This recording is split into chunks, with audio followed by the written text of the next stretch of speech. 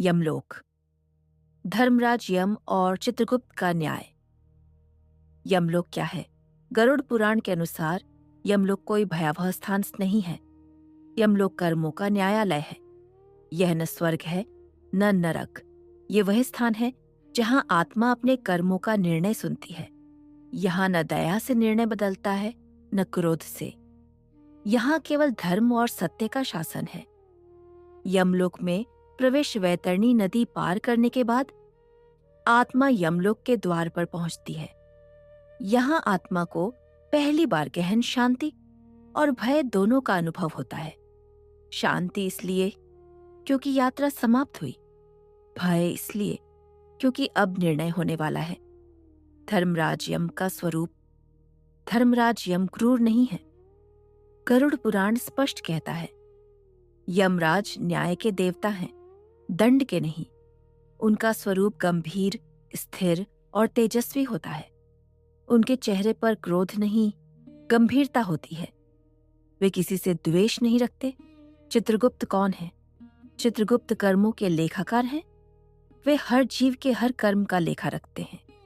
लेकिन ध्यान रहे, केवल कर्म ही नहीं, चित्रगुप्त 3 स्तरों का लेखा रखते हैं: विचार, वाणी और कर्म। जो मन में सोचा, जो बोला और जो किया, तीनों का। कर्मों का लेखा कैसे होता है? गरुड़ पुराण कहता है, कोई भी कर्म छोटा नहीं होता। जो कर्म मनुष्य जीवन में भूल जाता है वह यहाँ स्पष्ट रूप से सामने आता है। छोटा सा झूठ, छोटी सी हिंसा, छोटी सी ईर्ष्या, सबका हिसाब होता है। आत्मा का सामना। सत्य से जब चित्रगुप्त कर्मों का पाठ करते हैं तब आत्मा कुछ नहीं कह पाती। यहाँ झूठ काम नहीं करता। यहाँ कोई सफाई नहीं चलती। आत्मा स्वयं स्वीकार करती है, हाँ मैंने यह किया। यही स्वीकार आत्मा को अंदर से झकझोर देता है। पुण्य और पाप का तुलनात्मक निर्णय। यमराज कभी एक कर्म पर निर्णय नहीं देते। वे पूरे जीवन का संतुलन देखते हैं। कहाँ दया दिखाई गई, कहाँ क्रोध किया गया, कहाँ सत्य बोला, कहाँ छल किया गया, कहाँ सेवा की गई, कहाँ स्वार्थ रहा। इसी संतुलन से निर्णय निकलता है। यमराज का निर्णय 3 प्रकार का हो सकता है: 1 नरकलोक, 2 स्वर्गलोक, 3 पुनर्जन्म। यह निर्णय दंड नहीं, परिणाम होता है। नरकलोक क्यों? यदि आत्मा ने अत्यधिक अधर्म, हिंसा, छल और अन्याय किया हो तो आत्मा नरक लोक जाती है। गरुड़ पुराण कहता है, नरक सजा नहीं है, नरक सुधार की प्रक्रिया है। नरक का उद्देश्य, नरक में आत्मा अपने कर्मों की तीव्र अनुभूति करती है। यह पीड़ा बदले के लिए नहीं, बोध के लिए होती है। जब आत्मा पूरी तरह समझ जाती है कि उसका कर्म गलत था, तब वह आगे बढ़ने योग्य बनती है। स्वर्गलोक कब मिलता है? यदि आत्मा ने अधिक पुण्य किए हों, दान, सेवा, सत्य, करुणा, तो उसे स्वर्गलोक मिलता है। स्वर्ग भोग का स्थान है। यहाँ आत्मा अपने पुण्यों का फल भोगती है। स्वर्ग स्थायी क्यों नहीं? गरुड़ पुराण स्पष्ट कहता है, स्वर्ग भी स्थायी नहीं है। जब पुण्य समाप्त हो जाते हैं तो आत्मा पुनः जन्म लेती है। इसलिए स्वर्ग भी अंतिम लक्ष्य नहीं है। पुनर्जन्म कैसे तय होता है? यदि पुण्य और पाप मिश्रित हों तो आत्मा पुनर्जन्म लेती है। उसका अगला जन्म उसके कर्म तय करते हैं। परिवार, परिस्थिति, सुख दुख, सब। यमलोक का सबसे बड़ा सत्य, गरुड़ पुराण का सबसे बड़ा सत्य यह है, कोई भी कर्म व्यर्थ नहीं जाता। जो आज बोया वही कल काटा। यमलोक इस सत्य का प्रत्यक्ष प्रमाण है। अब आगे है वह भाग जिससे लोग सबसे अधिक डरते हैं पर सबसे कम समझते हैं। नरक लोक का विस्तृत वर्णन। अगर आप इस श्रृंखला को ध्यान से सुन रहे हैं तो यह ज्ञान आपके जीवन के लिए है। नरक लोक, पापों के अनुसार सुधार की प्रक्रिया। नरक लोक का वास्तविक अर्थ गरुड़ पुराण के अनुसार नरक लोक डराने के लिए नहीं है। नरक लोक सुधार की प्रक्रिया है। यहाँ आत्मा को उसके कर्मों का सीधा अनुभव कराया जाता है। ये दंड नहीं, बोध है। जब आत्मा पूरी तरह समझ लेती है कि उसने क्या गलत किया, तभी वह आगे की यात्रा के योग्य बनती है। नरक क्यों आवश्यक है? प्रश्न उठता है। यदि आत्मा को बोध कराना है तो नरक क्यों? गरुड़ पुराण कहता है, कुछ कर्म इतने गहरे होते हैं कि केवल समझाने से बोध नहीं होता। जैसे आग की गर्मी केवल देखकर नहीं, छूने से समझ आती है। नरक आत्मा को अपने ही कर्मों की गर्मी अनुभव कराता है। नरक की रचना, नरक लोक कोई एक स्थान नहीं है। गरुड़ पुराण में अनेक नरकों का वर्णन है। हर नरक विशेष प्रकार के पाप के लिए है। जिस प्रकार रोग अलग अलग होते हैं, उसी प्रकार नरक भी अलग अलग है। नरक में कौन भेजा जाता है? हर आत्मा नरक नहीं जाती। केवल वही आत्माएं नरक जाती हैं जिन्होंने जानबूझकर अधर्म किया, जिन्होंने किसी को पीड़ा दी, जिन्होंने पश्चाताप नहीं किया, जिन्होंने सुधार का अवसर ठुकराया। अज्ञान में किया गया कर्म और जानबूझकर किया गया कर्म एक समान नहीं होते। नरक में प्रवेश का अनुभव, जब आत्मा नरक लोक में प्रवेश करती है तो उसे तीव्र भय महसूस होता है।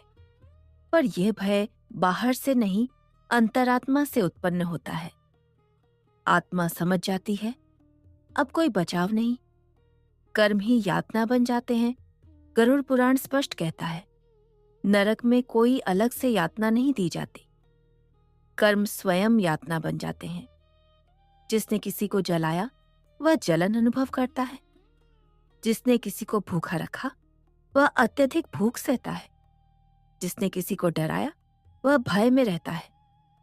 प्रमुख नरकों का वर्णन सरल भाषा में, अंधतम नरक अत्यधिक हिंसा और हत्या करने वालों के लिए।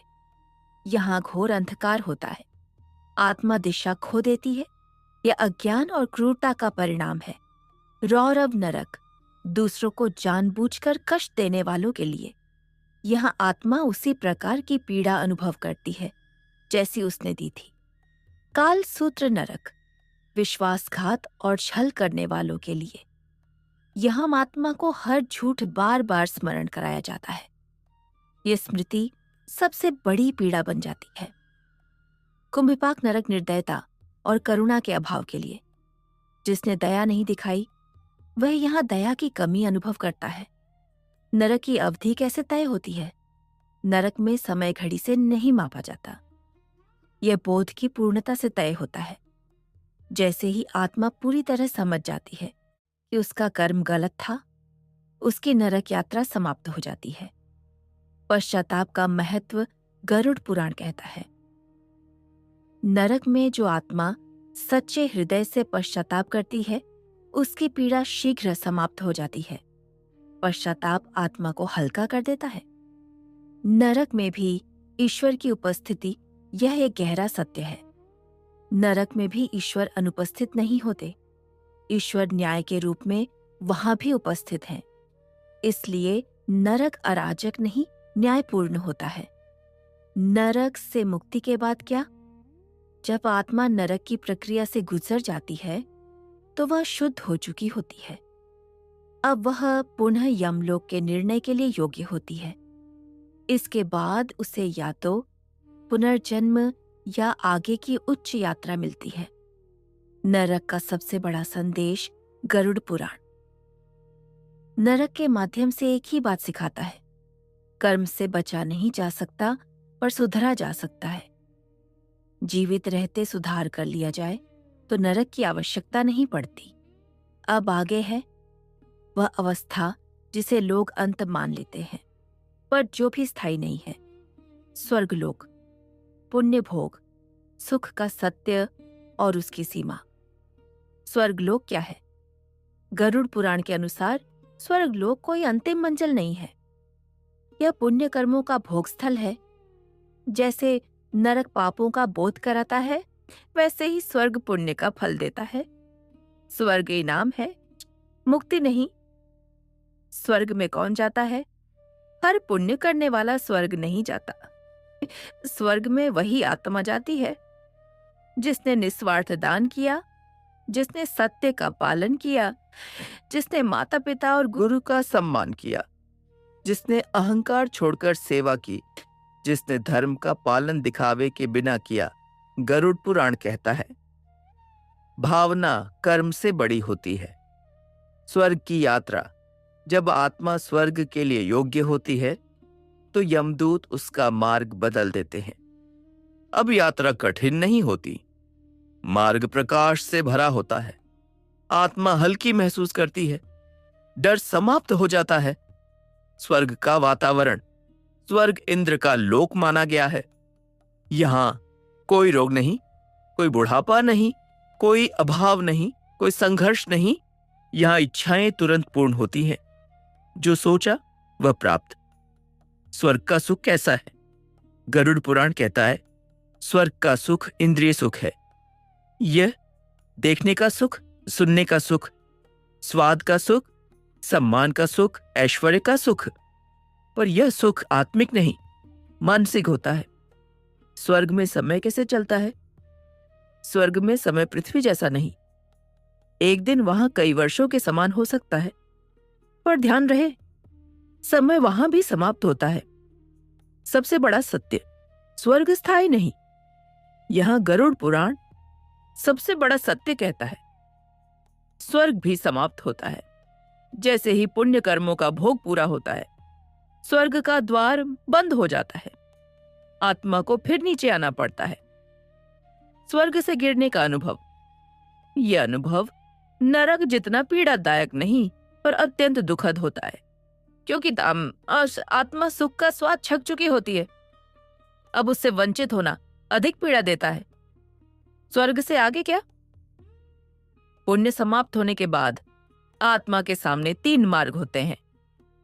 एक पुनर्जन्म, 2 पुनः साधना का अवसर, 3 दुर्लभ स्थिति में मोक्ष की ओर यात्रा। गरुड़ पुराण का यह ज्ञान केवल सुनने के लिए नहीं, समझने के लिए है। अगर आप इस श्रृंखला को पूरा सुनना चाहते हैं तो वीडियो को लाइक करें और मंत्रों की दुनिया कलयुग को सब्सक्राइब करें।